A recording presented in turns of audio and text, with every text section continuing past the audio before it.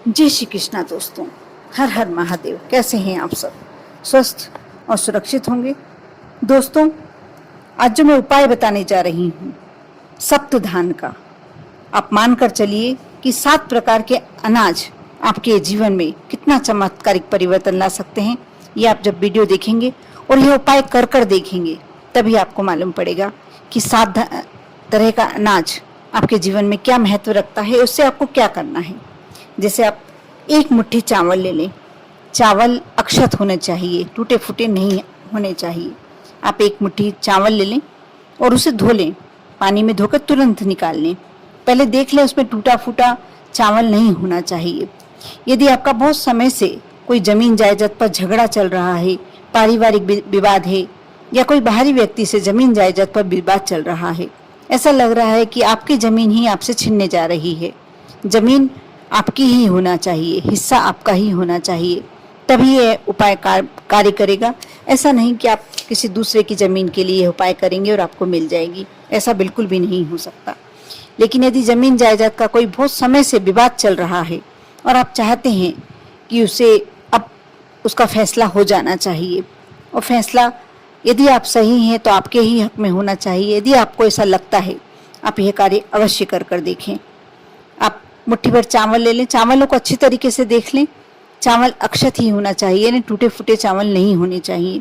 उसे स्वच्छ जल से धो लें, धोकर तुरंत निकाल लें और किसी शिवालय में जाकर, शिव मंदिर में जाकर अपनी मुट्ठी से चावल भगवान शिव को समर्पित करें, शिवलिंग पे समर्पित करें और भगवान से वहां बैठकर थोड़ी देर प्रार्थना करें कि हे प्रभु, इस जमीन जायदाद के झगड़े को अब मैं बहुत हार गया हूँ, थक गया हूँ, अब मेरा आप निर्णय आप ही करवाइए और मुझे इस जमीन जायदाद के झगड़े से निपटारा करवाइए, और मैं सही हूँ तो मेरे ही पक्ष में ये फैसला आए। आप यह विनती करके घर आ जाइए। आप देखना कितनी जल्दी आपको इस फैसले का सूचना प्राप्त होगी। दूसरा अनाज है साबुत गेहूँ। गेहूँ आप साफ स्वच्छ कर लें, अच्छे बढ़िया दाने ले लें, थोड़े से दाने, मुट्ठी भर दाने भी चलेंगे, और भगवान विष्णु के मंदिर में आप ज़्यादा चढ़ा सकते हैं तो बहुत ही अच्छी बात है। कम से कम यदि 100 ग्राम, 250 ग्राम, आधा किलो ऐसे चढ़ाते हैं तो किसी के काम भी आएंगे।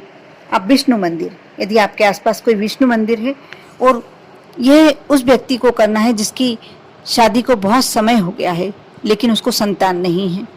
यदि जिस व्यक्ति के साथ ये प्रॉब्लम है, ये परेशानी है, वह ये कार्य करेगा, उसको जल्दी ही संतान सुख मिलेगा। आप विष्णु मंदिर में जाएं और वहां जाकर ये चावल चढ़ा दें, रख दें। अब देखना, वहां जाकर विनती करें, भगवान विष्णु के समक्ष जाकर विनती करें कि मुझे जो भी आपकी प्रॉब्लम है, मुझे संतान नहीं है और मैं अब संतान सुख चाहता हूँ या चाहती हूँ। ये कर कर देखें, बहुत ही शीघ्र आपके घर में नन्ही किलकारी जरूर दौड़ेगी।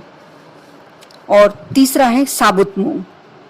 साबुत मूंग का उपाय आपको करना है शुक्रवार या सोमवार को। भगवती के मंदिर में कोई भी परेशानी, धन संबंधी परेशानी है, यदि आपके घर में कलह ज़्यादा बढ़ गई है, कोई अशांति है, तनाव है, कोई बहुत ज़्यादा बीमार है, तब आप ये कार्य कर सकते हैं। साबुत मूंग ले लें थोड़े से, और शुक्रवार या सोमवार को भगवती मंदिर में, माँ भगवती के मंदिर में जाएं और वहाँ साबुत मूंग चढ़ाकर माँ से विनती करें। जिस भी कार्य के लिए कर रहे हैं, जो भी मनोकामना के लिए कर रहे हैं, विनती करें। आप देखना कितनी जल्दी आपकी इच्छा पूरी होगी। चौथा अनाज है ज्वार। ज्वार आपको ले आना है गणेश जी के मंदिर में, और ये ज्वार, ये जो उपाय बता रही हूँ शादी के लिए। यदि आपके बच्चों का संबंध नहीं जम पा रहा है, या आप स्वयं ही विवाह योग्य है और बहुत दिनों से आपको लग रहा है कि मुझे मेरी शादी हो जाना चाहिए, तो आप ये कार्य कर सकते हैं। आप थोड़ी सी ज्वार ले लें और थोड़ी सी उसमें हल्दी डाल लें। बुधवार के दिन आप गणेश जी के मंदिर जाएं और वहाँ ज्वार समर्पित करके गणेश जी से विनती करें। जिसकी भी कामना से आपने ज्वार समर्पित करी है, उसमें थोड़ी सी हल्दी अवश्य डालना है आपको, और विनती करें गणेश जी से कि आपके बच्चे के लिए करी तो आपके बच्चे के लिए विनती करें। यदि आप स्वयं शादी के लिए मनोकामना कर रहे हैं तो अपनी शादी के लिए जो भी विनती करना है आप कहें।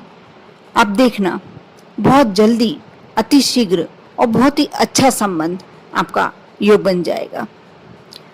अब 7 तरह के अनाज, 7 तरह के अनाज, यदि आपकी नौकरी में बहुत ज़्यादा बाधा आ रही है या कोई ऐसी परेशानी, धन संबंधी परेशानी है, धन बिल्कुल ही प्राप्त नहीं हो रहा, कारोबार बहुत अच्छा चल रहा था लेकिन धीरे धीरे ठप होता चला जा रहा है, ऐसा लग रहा है जैसे किसी की नज़र लग गई, किसी ने बांध दिया हो, तो आप यह कार्य कर सकते हैं। आप साबुत 7 तरह के अनाज ले लें। अब अनाज बहुत तरह के आते हैं और ये किराने की दुकान पे आसानी से आप बोलेंगे तो सब मिक्स करके, जैसे पंचमेवा देते हैं वैसे ही सप्त अनाज मिक्स करके दे देते हैं वो लोग। उसे अच्छे से साफ कर लें, देख लें उसमें कचरा नहीं हो, और जहाँ बहुत सारी चिड़िया पक्षी बैठते हैं उस जगह आप रोज प्रतिदिन यह अनाज थोड़ा थोड़ा करके मुट्ठी भर के, जितना पक्षी चुग लें उतना अनाज डालें, डाल कर आएँ। वहाँ यदि कोई पानी की व्यवस्था कर सकते हैं पक्षियों के लिए तो अवश्य कर आएँ। आपके जीवन की हर तरह की बाधाएं, कितनी भी बड़ी बाधाएं आपके जीवन में आ गई हैं, आपके जीवन की हर तरह की बाधाएं समाप्त हो जाएंगी। कहते हैं कि जो हम ना समझ प्राणी, मूक प्राणी, इनकी पेट की व्यवस्था, हमारे पेट की व्यवस्था तो स्वयं ऊपर वाला करता है, इनके पेट की व्यवस्था भी ऊपर वाला ही करता है। लेकिन यदि हम उसका दिया हुआ ही यदि इन जानवरों को, पक्षियों को, मछलियों को, इनको देते हैं, ये कई गुना होकर आपको वापस प्राप्त होता है। इतने सक्षम तो सभी होते हैं जो गाय को 1 रोटी तो दे ही दें, 1 रोटी कुत्ते को तो दे ही दें, साथ ही चिड़ियाओं को, पक्षियों को थोड़ा सा अनाज तो डाल ही सकते हैं, थोड़ा सा पानी भरकर कोई मिट्टी के बर्तन में रख ही सकते हैं। बहुत ही छोटी छोटी बातें हैं। कभी किसी जलाशय के नज़दीक जाएं तो थोड़ा सा आटा ले जाएं, आटा उसन कर ले जाएं और उसकी गोलियां बनाकर मछलियों को डालें। अब देखना आपके अंदर एक कितनी शांति का अनुभव होता है।